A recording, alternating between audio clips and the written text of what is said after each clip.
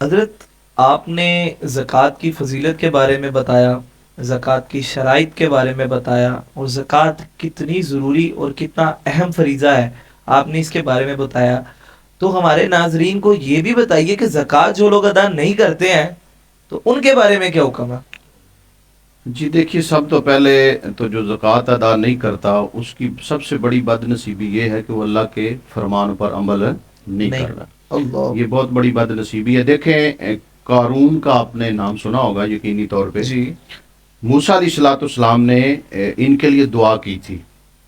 یہ اللہ کے نبی موسیٰ کی بارگاہ میں آئے تھے اور کہنے لگے کہ میں غریب ہوں، میرے لیے آپ کوئی وظیفہ مجھے دیں. تو آپ نے اس کو وظیفہ دیا تھا اور ایسا نسخہ کیمیا اس کو بتایا تھا کہ یہ پڑھتا تھا اور کرتا تھا تو سونا اور چاندی بناتا تھا. اب جب اس کے پاس مال زیادہ آ گیا اور اس پر حکم جو ہے شرع وہ لاگو ہو گیا کہ زکوٰۃ جو ہے اس کا پر فرض ہے، تو موسیٰ علیہ السلام خود چل کر گئے. اب موسیٰ علیہ السلام کا خود چل کر جانا یہ بتا رہا ہے کہ زکوٰۃ صرف شریعت محمدی کے اندر نہیں بلکہ شریعت موسوی کے اندر بھی فرض ہے. اب موسیٰ علیہ السلام نے جب اس کو جا کر کہا تو اس نے آگے سے یعنی کہ بہانے اور ہیلے تلاش کرنے شروع کر دیے اور موسیٰ علیہ السلام کو واپس بھیج دیا اور اپنی قوم سے کہا کہ دیکھو مال ہمارا ہے، ہم اکٹھا کرتے ہیں، ہم محنت کرتے ہیں اور یہ کہتے ہیں مال کی زکوٰۃ ادا کرو. مختصر، یہ واقعہ تو بڑا لمبا ہے جی. وقت نہیں، میں اختصار کے ساتھ صرف پیغام ان اپنے مسلمان بھائیوں کو دینا چاہتا ہوں کہ جن کو اللہ نے مال کی نعمت سے نوازا ہے اور وہ مال کی زکوٰۃ ادا نہیں کرتے. موسیٰ علیہ السلام جب واپس آئے تو انہوں نے پروپیگنڈا بنایا موسیٰ علیہ السلام کے خلاف. موسیٰ علیہ السلام جب میدان میں گئے انہوں نے بھی آگے لوگوں کو اکٹھا کیا ہوا تھا. تو مختصر یہ ہے کہ موسیٰ علیہ السلام نے اپنا دفاع کیا، اللہ کریم نے آپ کی عزت پر پہرا دیا. موسیٰ علیہ السلام ان کے اس الزام سے بچ گئے. ہوا یہ کہ اللہ نے فرمایا موسیٰ کیا چاہتا ہے؟ تو موسیٰ علیہ السلام نے عرض کی کہ یا اللہ میں دعا کروں گا، بس اس کے حق میں میری دعا قبول کر لیں. موسیٰ علیہ السلام نے جب دعا کی تو قارون کو زمین نے کھانا شروع کر دیا. اب آپ اندازہ کریں کہ جو مال کی زکوٰۃ ادا نہیں کرتا ہے، یہ موسیٰ علیہ السلام کی امت کی بات کر رہا ہوں.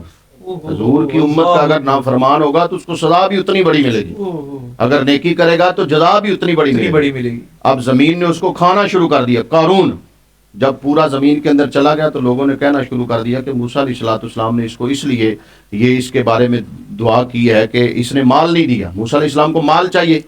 تو حضرت موسیٰ علیہ السلام نے اللہ کی بارگاہ میں کی کہ یا اللہ جس طرح یہ زمین میں گیا اس کا مال بھی زمین میں بھیج دے.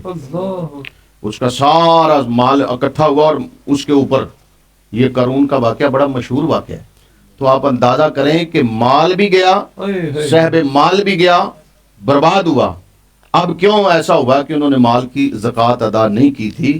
اس وجہ سے مال کی زکوٰۃ جو ادا نہیں کرتا، حضور فرماتے وہ مال غیر محفوظ ہے، وہ کسی وقت بھی جو ہے وہ تباہی بربادی کا سبب بن سکتا ہے. اور جس مال کی زکوٰۃ ادا کی جائے وہ مال محفوظ بھی ہو جاتا ہے، جیسے میں نے حدیث مبارکہ بھی عرض کی ہیں، اور اس سے برکت بھی آتی ہے، انسان کو چین اور راحت بھی ملتا ہے، رب بھی راضی ہوتا ہے اور رب کا رسول بھی راضی ہوتا ہے. تو اس لیے ہمیں اس عمل سے بچنا چاہیے. جو زکوٰۃ نہیں دیتے انہیں کو فوراً زکوٰۃ جو ہے وہ ادا کرنی چاہیے.